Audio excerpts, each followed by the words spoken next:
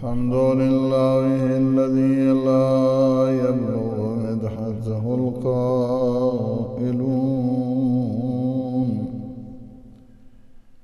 ولا يحصي نعماءه العادون ولا يؤدي حقه المجتهدون الذي لا يدركه بعد الهمم ولا يناله غوص الفتن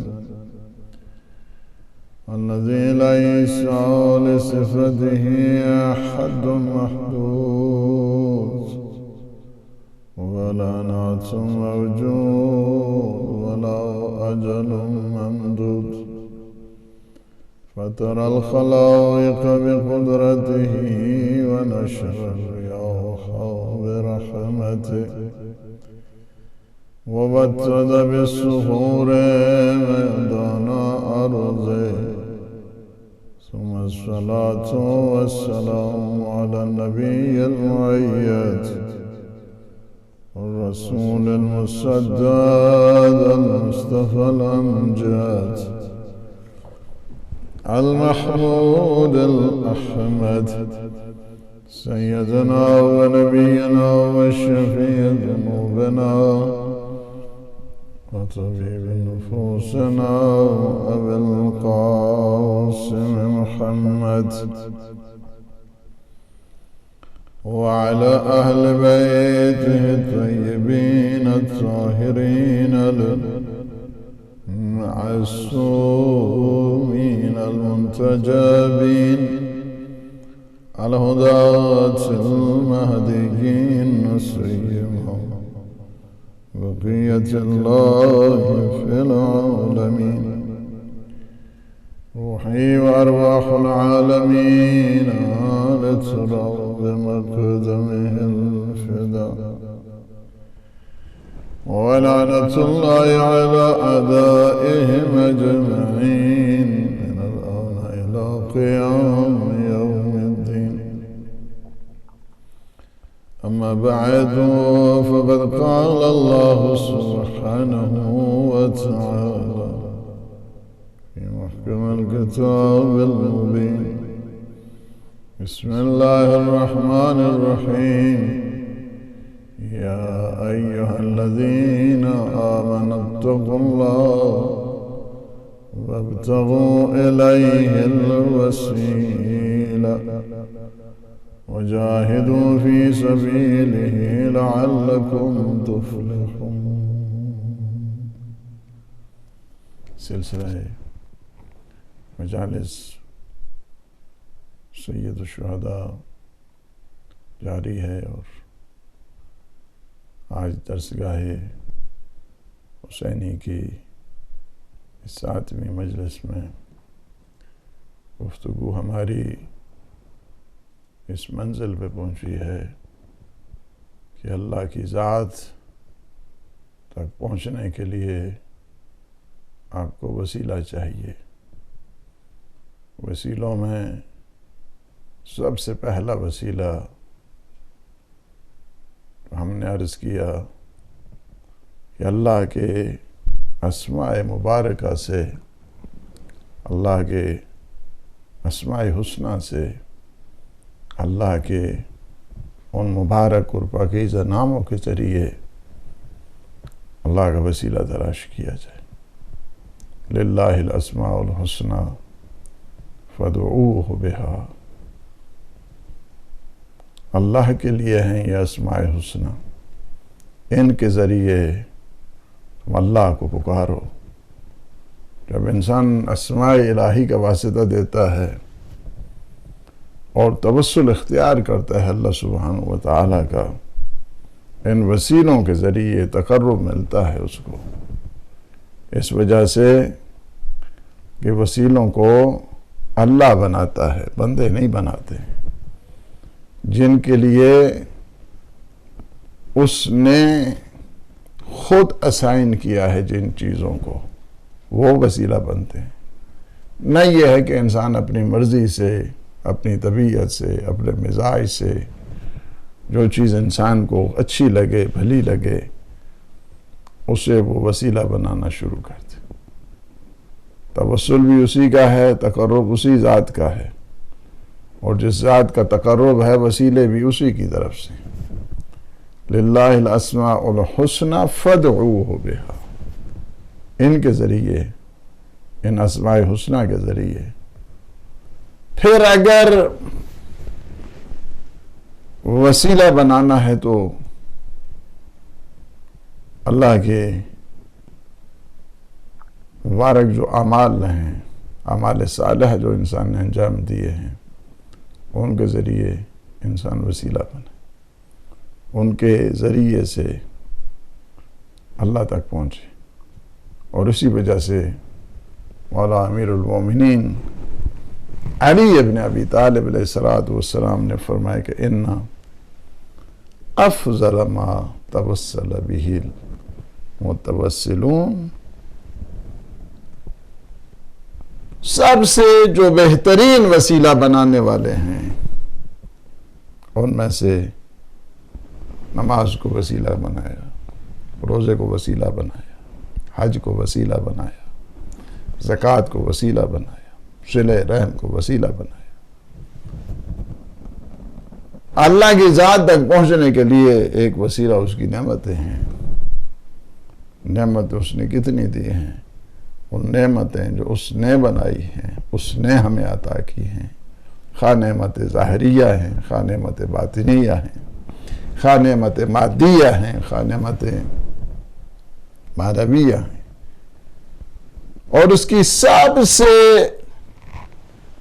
بڑی جو نعمت ہے کہ جس کو ولایت عظمیٰ کہا جاتا ہے، ولایت اہل بیت علیہ السلام، اس کے ذریعے انسان وسیلہ تلاش کرے۔ وسیلہ ایک جو ہماری گزشتہ گفتگو ہے، اس میں ایک وسیلہ اللہ کی مقدس کتاب ہے۔ اللہم بحق ھذا القرآن وبحق من ارسلتہ وبحق کل مؤمن ومؤمنہ وبحق کل مؤمن مدحتہ فیہ۔ یا شب قدر میں آپ وہ اعمال کرتے ہیں کہ اللہم انی اسألک بکتابک المنزل وما فیہ وفیہ اسمک الاکبر واسماؤک الحسنى وما یخاف ویرجى ان تجعلنی من اتقائک من النار۔ اللہ کی کتاب کا وسیلہ، اللہ کے کلام کا وسیلہ، اللہ کے اسماء کا وسیلہ۔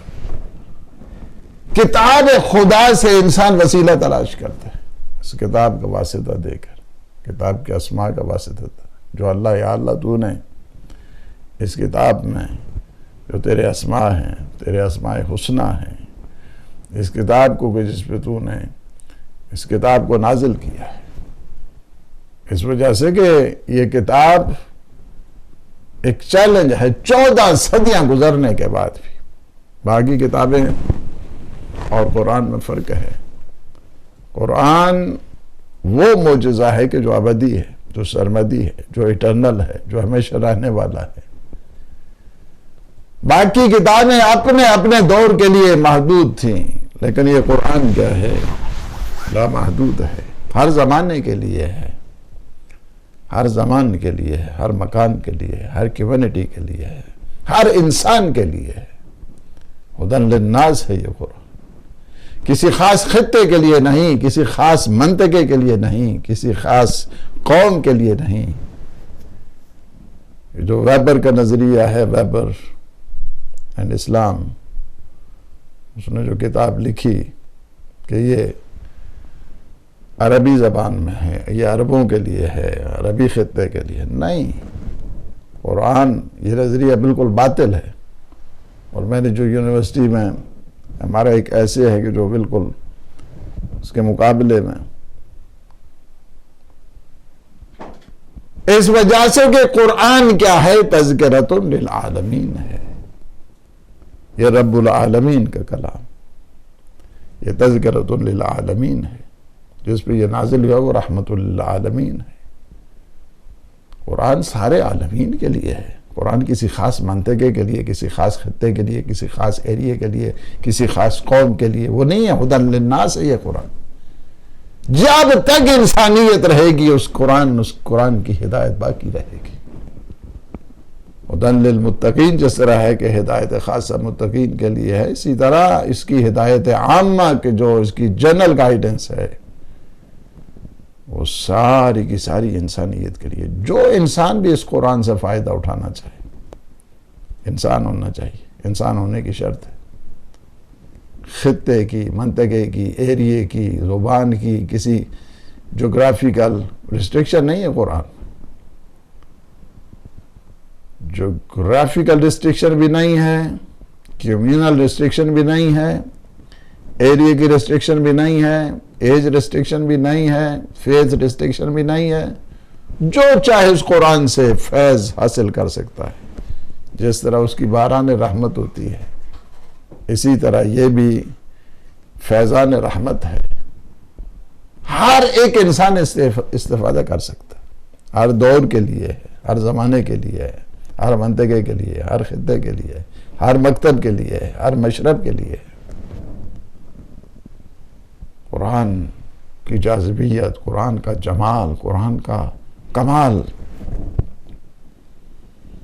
نہ قرآن جیسی کسی کی چیز کوئی فصاحت ہے، نہ بلاغت ہے، نہ جمال ہے، نہ کمال ہے۔ قرآن جیسا کسی کتاب کا نہیں۔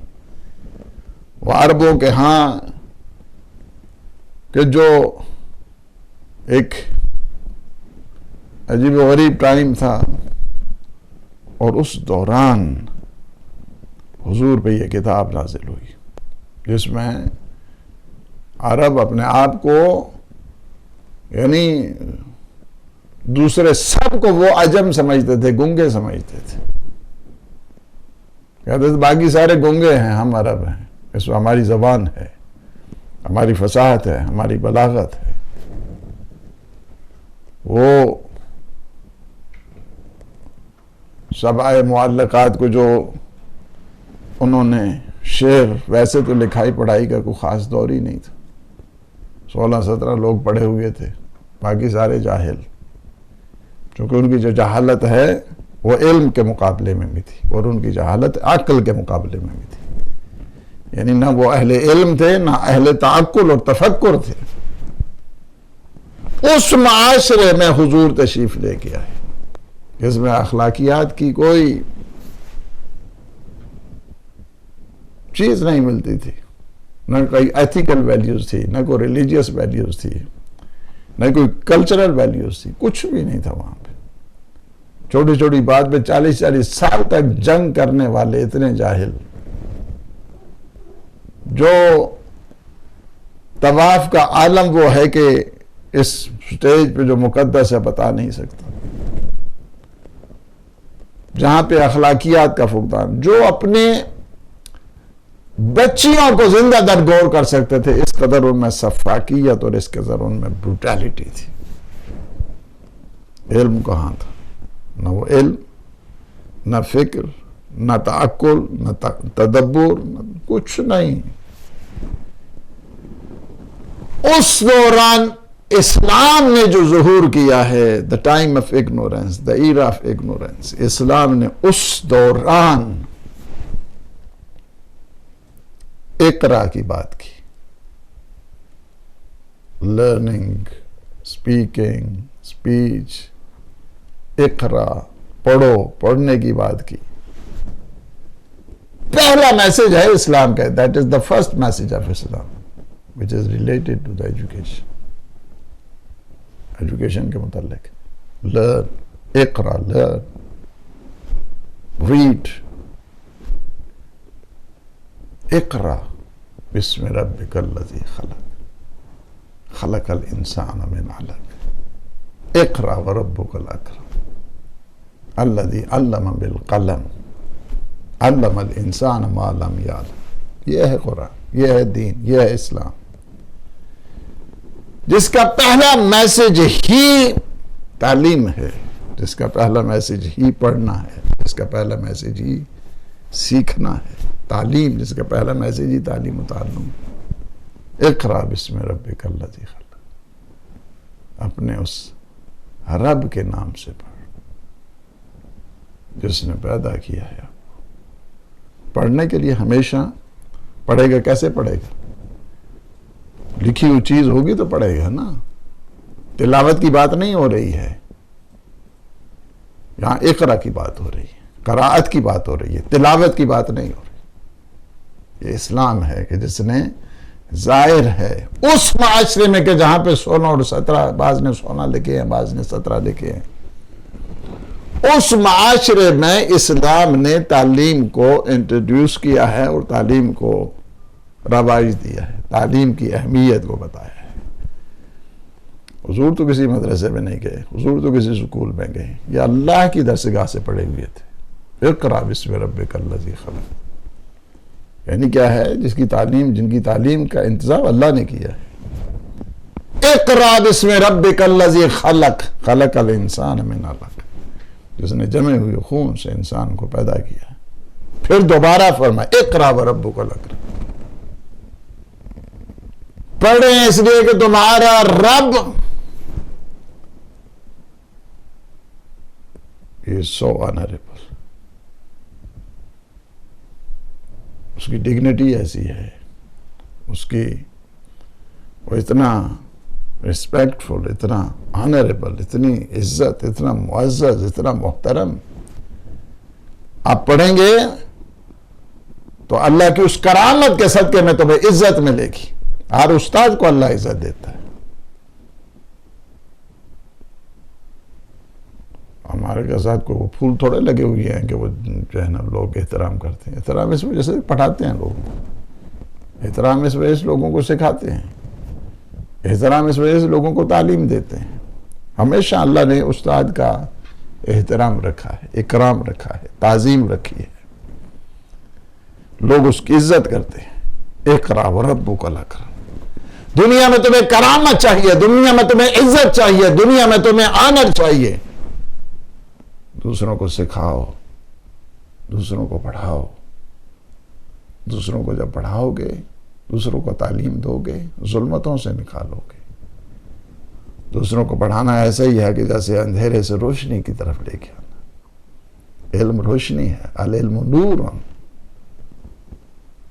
یقذفہ اللہ فی قلب من یشاء. یہ علم انسان کے لیے نور ہے. یہ قرآن نور ہے، یہ دین نور ہے، یہ اسلام نور ہے، اللہ کا نام نور ہے. دکھی انسانیت کو جہالت سے نکالنا نور ہے. بہت زیادہ تاکید کی گئی علم کی طرف. جوانوں کو ہوا علم کی طرف جاؤ. علم کی طرف. عزت چاہیے، آنر چاہیے، رسپیکٹ چاہیے، ترقی چاہیے.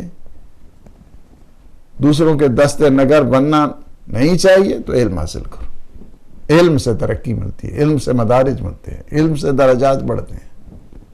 جتنا علم زیادہ ہوگا اتنی عزت زیادہ ہوگی، اتنی آپ کی رسپیکٹ زیادہ ہوگی، اتنی آپ میں ترقی زیادہ ہوگی.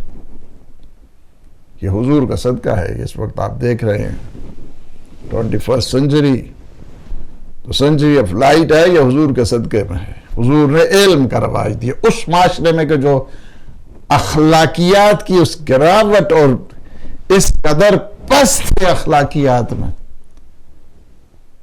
زبان کا اثر ہے اس کو بتانے میں. اس معاشرے میں علم کا رواج، تعلیم کا رواج، تربیت کا رواج،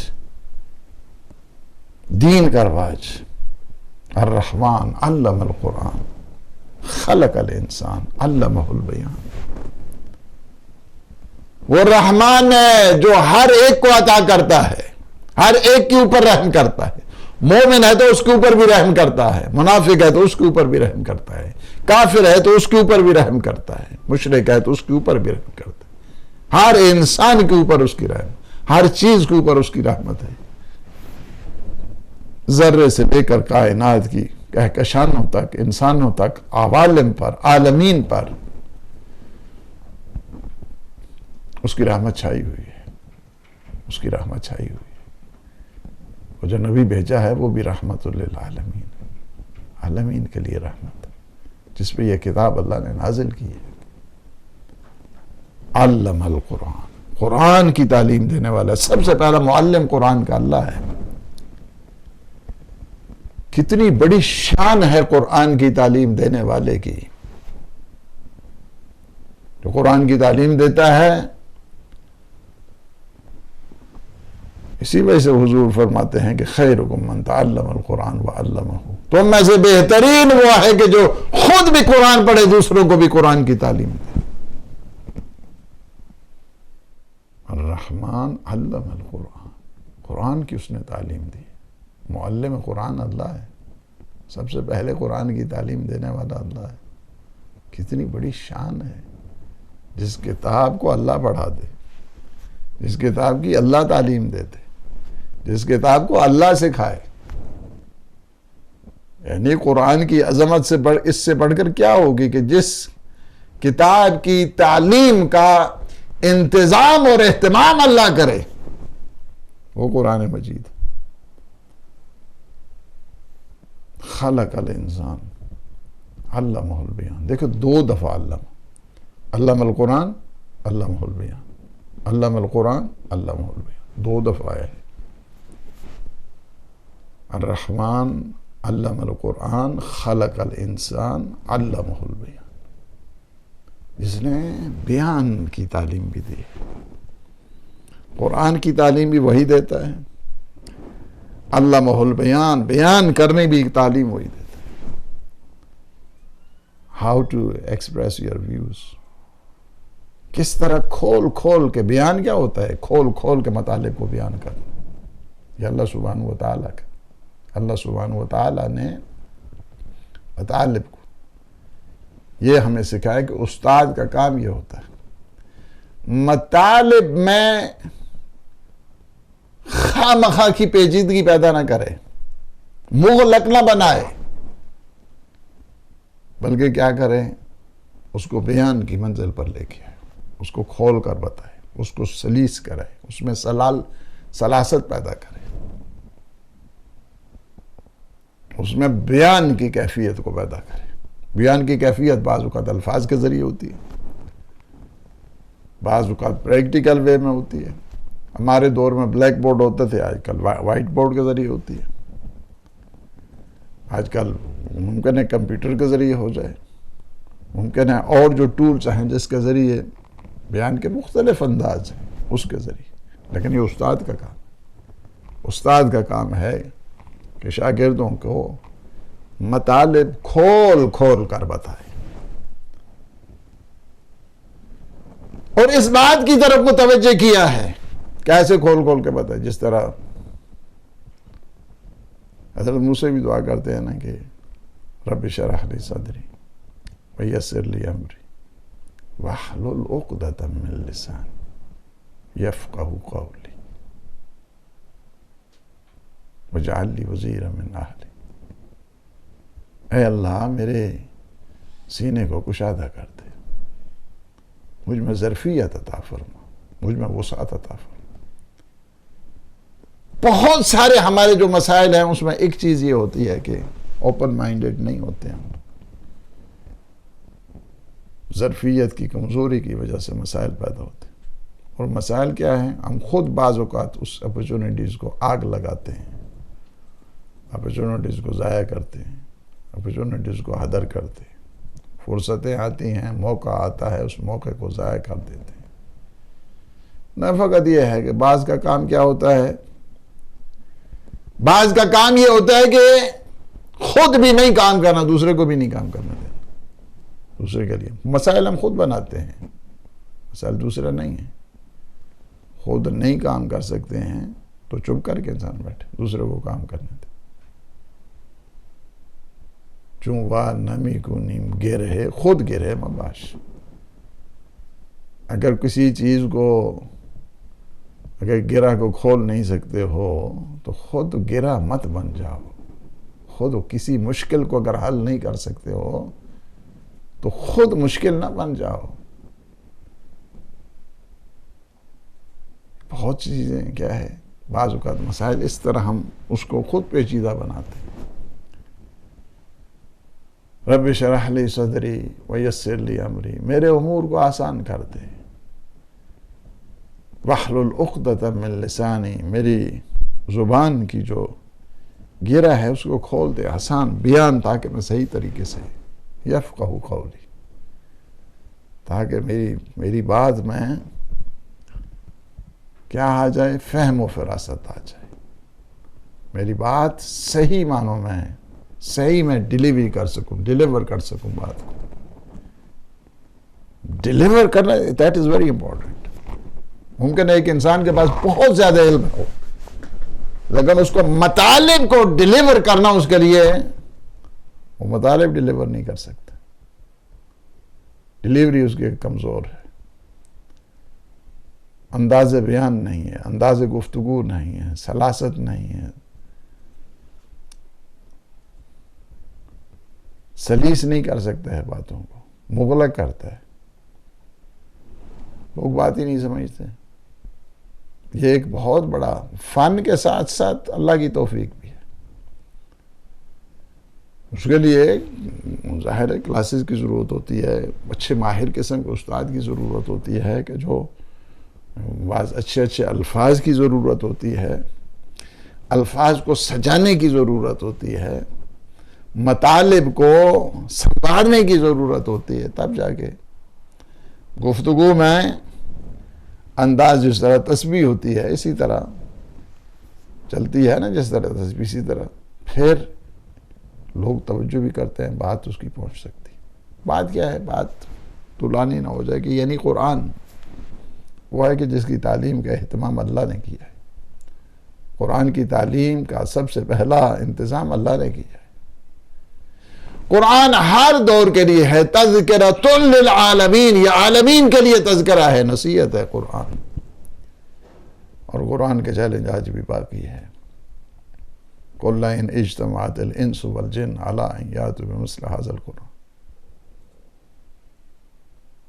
یعنی کیا ہے؟ پہلے تو فرمایا کہ ان کنتم فی ریب مما نزلنا علی عبدنا فاتوا بسورۃ من مثلہ وادعوا شہداءکم من دون اللہ ان کنتم صادقین۔ ہم نے جو کچھ اپنے بندے کے اوپر نازل کیا ہے، تمہیں اگر شک ہے، تم گمان کرتے ہو، تو پھر ایک سورہ کا جواب لے کے آ جاؤ، اور جو تمہارے ساتھ شاہدتی ہیں ان کو بھی لے کے آ جاؤ۔ اللہ اجتمعت الانس والجن علی ان یاتوا بمثل ھذا القرآن لا یاتون بمثلہ ولو کان بعضهم لبعض ظہیرا۔ ابھی میں نے کہہ دو، تم کیا ہو عربو، تمہاری کیا ہے، تم اپنی فصاحتوں کے اوپر تمہیں گھمنڈ ہے، تمہیں اپنی بلاغتوں کے اوپر گھمنڈ ہے، تم معلقات سب جو ہے وہ فضول قسم کی جو شاعری ہے وہ کر کے وہ سمجھتے ہو کہ یہ ادب ہے۔ پہلی بات تو یہ ہے کہ اس قرآن کی طرح کی کو ایک سورہ لے کے آ جاؤ، سب سے جو اسمالسٹ، شارٹسٹ، سب سے مختصر ترین سورہ سورہ کوثر ہے، سورہ کوثر کو لے کے آؤ۔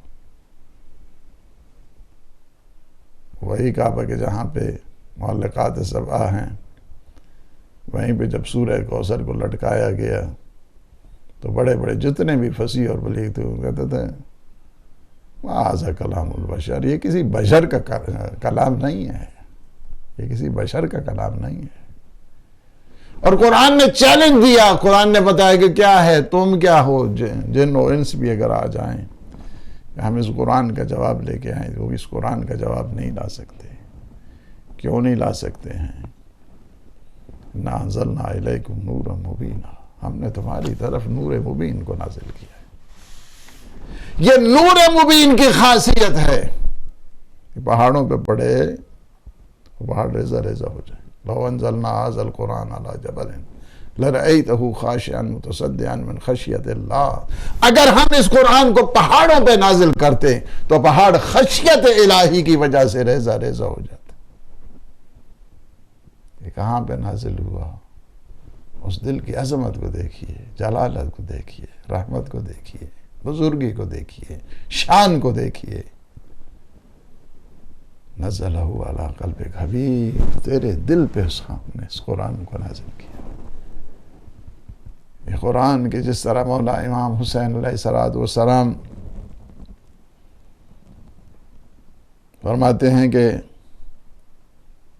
حاضر القرآن، اس قرآن میں اربعۃ اشیاء، 4 چیزیں ہیں اس قرآن میں، علی العبارت، علی الاشارت، علی اللطائف، علی الحقائق۔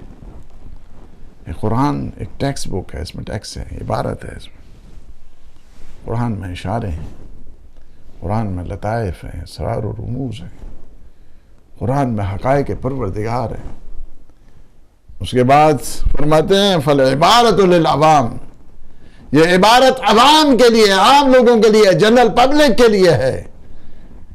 یہ پڑھیں گے ایک ایک حرف کے بدلے میں اللہ اسے 10 نیکیاں عنایت کرے۔ فالعبارت للعوام فالاشارت للخواص، اس قرآن کے اشارے عام لوگوں کے لیے نہیں ہیں، بلکہ اشارے آپ جاتے ہیں، آپ موٹر پہ بھی جا رہے ہیں، وہاں پہ اشارے لگے ہوتے ہیں۔ جو ڈرائیور ہے وہ سمجھتا ہے کہ اشارہ کس کے لیے ہے، ہر ایک کے لیے۔ جو ڈرائیور ہیں وہ نہیں ہیں، ان کو سمجھ نہیں آتی، بہت ساری چیزیں اشارے ہوتے ہیں۔ اشارے خاص لوگوں کے لیے ہوتے ہیں، مگر نو انٹری کا الگ اشارہ ہوتا ہے۔ جو نیشنل سپیڈ ہے اس کے لیے الگ اشارہ ہوتا ہے، اور ڈرائیور جانتے ہیں نا، خاص لوگوں کے لیے۔ اسی طرح قرآن کی ایک عبارت ہے کہ جس طرح آپ پڑھتے ہیں بسم اللہ الرحمن الرحیم، الف لام میم ذالک الکتاب لا ریب فیہ ھدی للمتقین، یہ ٹیکسٹ ہے، یہ عبارت ہے، عبارت ہے۔ پھر پڑھتے ہیں بسم اللہ الرحمن الرحیم، اذا جاء نصر اللہ والفتح ورأیت الناس يدخلون فی دین اللہ افواجا فسبح بحمد ربک واستغفر انہ کان توابا، یہ ٹیکسٹ ہے۔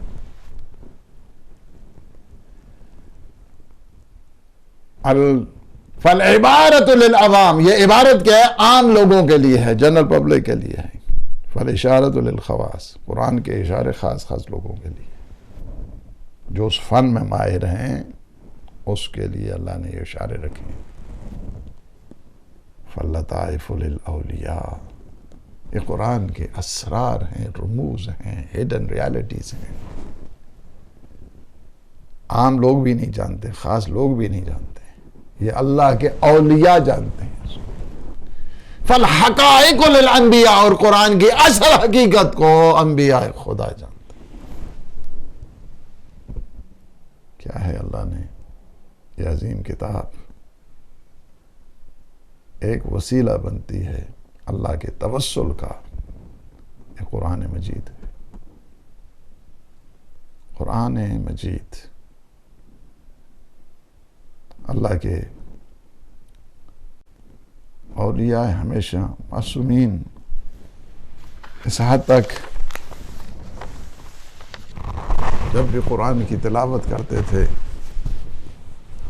اس قدر خوبصورت انداز کے ساتھ اور خوبصورت الفاظ کے ساتھ قرآن کی تلاوت ہوتی تھی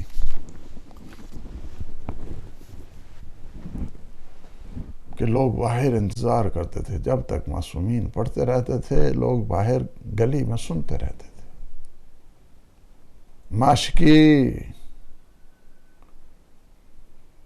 مشکوں کو اٹھائے ہوئے پانی بھرا ہوا، بعض کی مشکوں میں ایک ڈراپ جو ہے نا وہ گرتا رہتا تھا، مشکوں میں سوراخ تھا، بعض کی مشکیں خالی ہو جاتی تھی۔ وزن اٹھایا ہوا ہے اور قرآن کی تلاوت سن رہے ہیں، محو ہے قرآن کی، اس قدر خوبصورتی کے ساتھ قرآن کی تلاوت کیا کرتے تھے۔ بالخصوص امام زین العابدین، بالخصوص امام محمد باقر، سارے معصومین، سب کی خوبصورت، اس وجہ سے کہ معصوم میں ہر خوبصورتی ہوا کرتی ہے، ہر جمال ہوا کرتا ہے، نہ وقت وہ ظاہری لحاظ سے خوبصورت ہوتے، باطنی، ان کا جمال ظاہری، جمال باطنی، اور جس چیز کا تعلق جمال سے ہے اور کمال سے ہے، سارے معصومین ہوا کرتے ہیں. اس وجہ سے وہ انسان کامل ہوتے ہیں، ہر ایک صفت میں کامل ہوتے ہیں.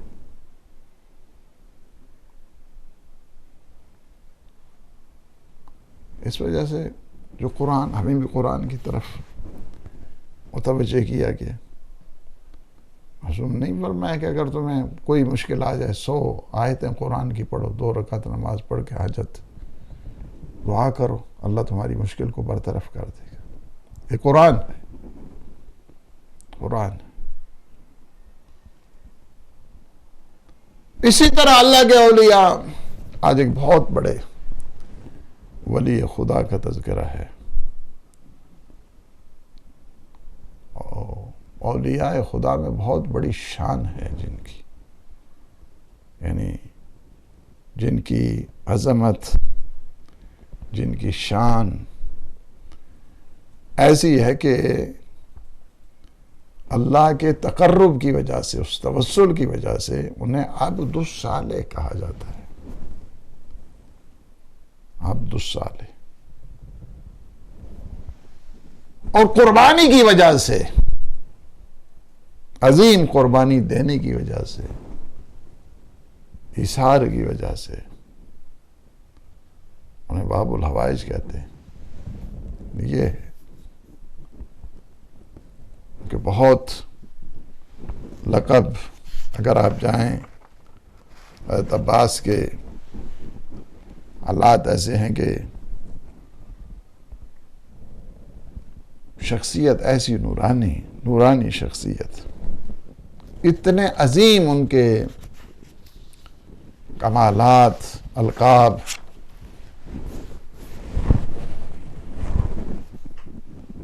حضرت ابوالفضل العباس، آپ کو پتہ ہے کہ قزلباش فیملی کی طرف سے آپ دیکھ رہے ہیں 15 سال سے زیادہ میں مجلس جو پڑھ رہا ہوں ہدایت ٹی وی پہ، 7ویں محرم اور 8ویں شب،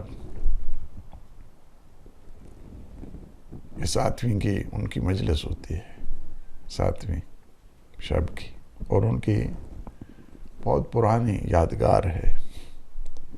اور 15 سال تقریباً ہو گئے ہیں کہ میں خود بھی ان کی اس ہدایت ٹی وی پر مجلس حضرت ابوالفضل العباس کی جو ان کی تاریخی اپنی آباء و اجداد سے آ رہی ہے کہ اس 7ویں کو حضرت عباس کی فضائل اور مناقب اور شہادت، اس وجہ سے مجھے بھی پڑھتے ہوئے ان کی یہ مجلس حضرت عباس کی شان کی،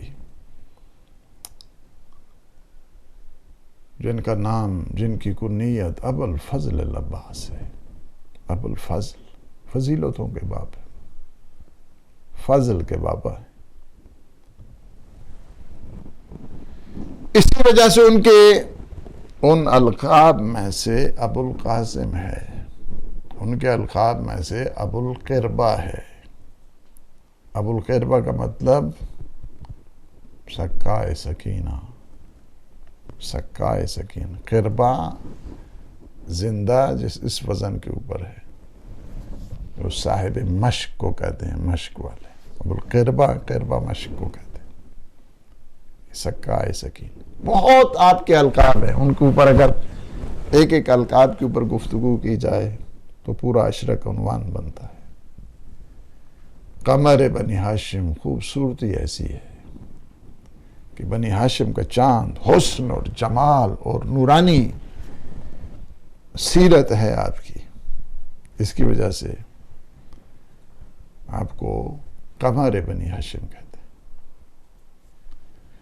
باب الحوائج ہے، عظیم قربانی کی وجہ سے، عظیم ایثار کی وجہ سے، تقرب الہی کی وجہ سے.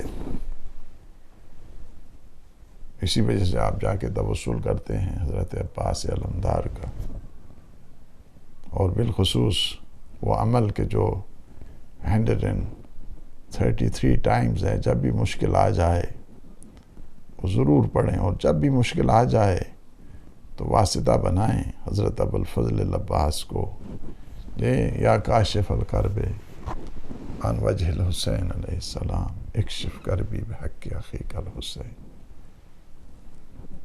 یعنی اللہ سبحانہ وتعالی کی بارگاہ میں التجا ہے، یا کاشف الکرب عن وجہ الحسین، اے حسین کے چہرے سے پریشانی کو دور کرنے والے. عباس آپ کو واسطہ دیتے ہیں آپ کے بھائی حسین کا کہ ہماری مشکل کو برطرف کر دے. یعنی اور اس کے لیے علماء نے لکھا کہ اگر شب جمعہ یہ عمل کیا جائے تو بہت مجرب ہے. 2 رکعت نماز حاجت پڑھیں، اس کے بعد 133 ٹائمز یہ توسل یا کاشف الکرب عن وجہ الحسین علیہ السلام اکشف کربی حق اخیک الحسین 133 مرتبہ 133 ٹائمز. یہ واسطہ ہے باب الحوائج. تیار بھی آپ کو کہتے ہیں. تیار اس وجہ سے کہ یہ معصومین علیہ السلام کا کہ جب بہشت میں جس طرح حضرت جعفر تیار ہیں اللہ نے انہیں 2 پر دیے ہیں، اسی طرح مولا عباس ہیں کہ جن کو اللہ نے 2 پر دیے ہوئے ہیں، جن کے ذریعے فرشتوں کے ہمراہ پرواز کرتے ہیں اور مومنین کی حاجات کا واسطہ بنتے ہیں. اور اسی وجہ سے امام سجاد علیہ السلام فرماتے ہیں کہ آدم سے لے کر قیامت تک ہر شہید، اس وجہ سے کہ تعالی دل و معصوم کہتے ہیں سید الشہداء کے بعد اگر کوئی عظیم ترین درجہ ہے کسی کی شہادت کا تو وہ حضرت عباس علمدار. آدم سے لے کر قیامت تک ہر شہید فرماتے ہیں میرے چچا عباس پہ رشک کرے گا. کیا شان اللہ نے رکھی ہے. شہید ہیں وہ. یغبطہ جمیع الشہداء یوم القیامہ ان للعباس منزلۃ عظیمہ. چوتھے آقا فرماتے ہیں امام زین العابدین علیہ السلام آپ کے علم، آپ کے عرفان، آپ کے عمل صالح، آپ کے جذبہ، آپ کے جہاد، آپ کے خلوص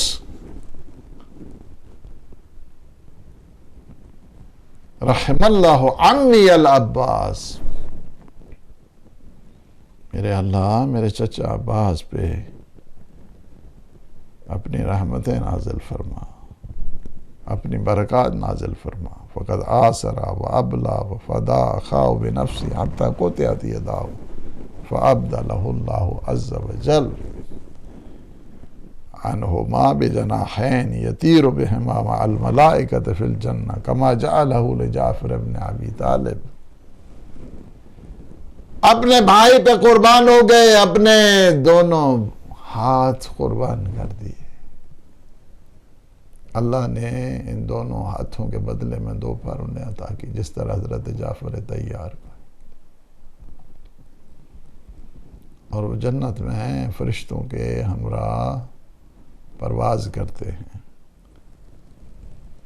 وَإِنَّ لِلْعَبَّاسِ مَنزِلَةً عَظِيمًا، میرے چچا عباس کی بہت بڑی شان ہے، بہت بڑی عظمت ہے، بہت بلند مرتبہ ہے. یغبطہ جمیع الشہداء یوم القیامہ، قیامت کے دن ہر شہید ان پہ رشک کرے گا. کتنی بڑی اللہ نے آپ کو سعادت دی، کتنے بڑا اللہ نے آپ کو مرتبہ دیا ہے. یہ حضرت عباس علمدار کا ہے. وفادا، انہوں نے ایسی فداکاری کی، ایسی وفاداری کی.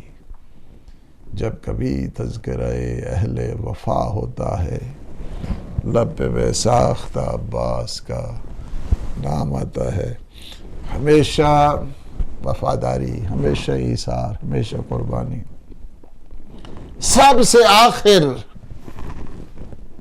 علماء لکھتے ہیں اس میں کہ اس وجہ سے کہ گھر کی ڈھارس، بچوں کی ڈھارس، جرنیل کیسے ہو سکتا ہے کہ پہلے بھیجا جائے؟ ایک دفعہ جب حلی میں رخصت کہا نا کہ مولا مجھے رخصت دی جائے، مجھے اجازت دی جائے، فرمایا کہ انت صاحب اللواء، عباس تو میری لشکر کا جرنیل ہے، تو علمدار ہے۔ کہا وہ فوج کہاں پہ ہے؟ امام نے اجازت اس صورت میں دی کہ بچوں کے لیے کچھ پانی لے کے آئے۔ میرے مولا عباس جاتے ہیں، وہاں پہ جا کے سب سے پہلے خیموں میں گئے۔ خیموں میں جب اجازت لی، کہتے ہیں بار بار قنات کا پردہ کبھی اٹھتا تھا کبھی گرتا تھا، ساری سپاہ کا جانا ایک طرف، عباس علمدار کا جانا دوسری طرف۔ کہتے ہیں 4000 کا پہرا تھا، 4000 کا پہرا فرات پہ تھا، ایک عباس علمدار، سب پہرا ختم ہو گیا۔ اور عباس علمدار میرے مولا نے کیا کیا؟ مشکیزہ بھرا، پانی کو ان کی طرف پھینکا، خود پانی نہیں پیا، اس وجہ سے کہ وہ وصیت مولا امیر المومنین کی یاد تھی کہ لا تشرب، اس وقت تک پانی نہیں پینا جب تک انصار حسین، جب تک میرا حسین پیاسا ہے، جب تک سکینہ پیاسی ہے۔ کہتے ہیں کہ مولا نے مشکیزہ بھرا، جو واپس آیا ہر طرف سے تیروں کی برسات تھی، ایک عباس علمدار، لیکن اس کے بعد کہتے ہیں چلتے چلتے ایک ملعون زید بن ورقہ جس کا نام لکھا ہے، اس نے چھپ کے وار کیا، مولا عباس کا داہنا بازو قلم ہوا۔ اس کے بعد جب آگے جاتے ہیں ایک اور ملعون نے وار کیا، مولا عباس کا بایاں بازو قلم ہوا۔ تھوڑا ہاں اب کیسے؟ اب ایک ہی ہے، پہلے تو مشکیزے کو بائیں ہاتھ میں لیا تھا، اب کیا ہے؟ مشکیزہ سینے کے ساتھ ہے اور سارے کے سارے تیر مولا عباس کے سر پہ آ رہے ہیں۔ لیکن تھوڑا ہی آگے جاتے ہیں، حکیم بن طفیل ملعون نے ایک وار کیا مولا کے، ہاں مولا عباس کے گورز مارا سر اقدس پر، سر شک ہو گیا۔ اب کہتے ہیں کہ زین پہ سنبھل نہ سکے، جب ایک زین سے سوار گرتا ہے تو بازوؤں کا سہارا لے کر گرتا ہے، لیکن مولا عباس کا کیا کہنا، کس شان کے ساتھ، کس عظمت کے ساتھ گرے ہیں۔ اسی وجہ سے جب مولا حسین کو دیکھا، الان ان کا سر ظہری وقلت حیلتی، عباس میری کمر ٹوٹ گئی۔ اپنے بھائی کو آغوش میں لیا اور ایک جملہ کہا، عباس سوار ایسے نہیں گرتے، سوار جب گرتا ہے بازوؤں کا سہارا لے کر، عباس تیرے بازو قلم ہو گئے تھے مولا عباس، منہ کے بال ہاں خاک کربلا پہ گرے۔ لیکن خیموں کا عالم کچھ عجیب تھا، اپنے بھائی کو دیکھا، مولا حسین کو دیکھا، باقی تو سارے شہید آتے تھے، شہیدوں کو لایا جاتا تھا، لیکن یہ واحد شہید ہے جسے بہنیں نہ دیکھ سکیں، جس کے رخساروں کے وہ سے نہ دیکھ سکیں، لیکن بیویوں نے کیا کیا؟ عباس کے علم کا حلقہ باندھ کر، واہ عباس واہ محمد واہ علی علی لعنت اللہ علی القوم الظالمین وسيعلم الذين ظلموا إياه منقلبا ينقلبون غير حق محمد وعلى محمد۔ ہماری اس مختصر سی عبادت کو اپنی بارگاہ منظور مقبول فرما۔ یا اللہ ہمارے گناہوں سے عفو درگزر فرما، ہمیں اپنے خالصین مخلصین بندوں میں شمار فرما۔ یا اللہ یہ عزا اور یہ تعزیت ہماری آخرت کا سرمایہ قرار دے۔ یا اللہ سید کونین کو ہم سب پہ راضی و خوشنود فرما۔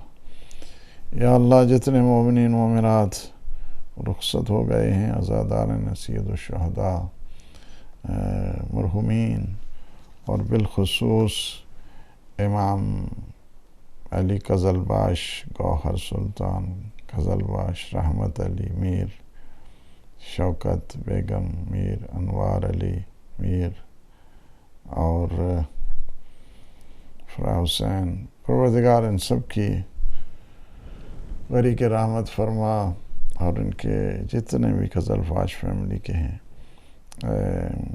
یا اللہ ان کی حوائج شرعیہ کو پورا فرما، انہیں صحت و سلامتی عطا فرما، اور ان کے جملہ مرحومین کی مغفرت فرما، عالم اسلام کو سربلند فرما، عالم طاغوت کو نابود فرما، والا امام زمان قطب عالم امکان کے ظہور پر نور میں تعجیل فرما، اللہم عجل لولیک الفرج والعافیت والنصر، اللہم صلی علی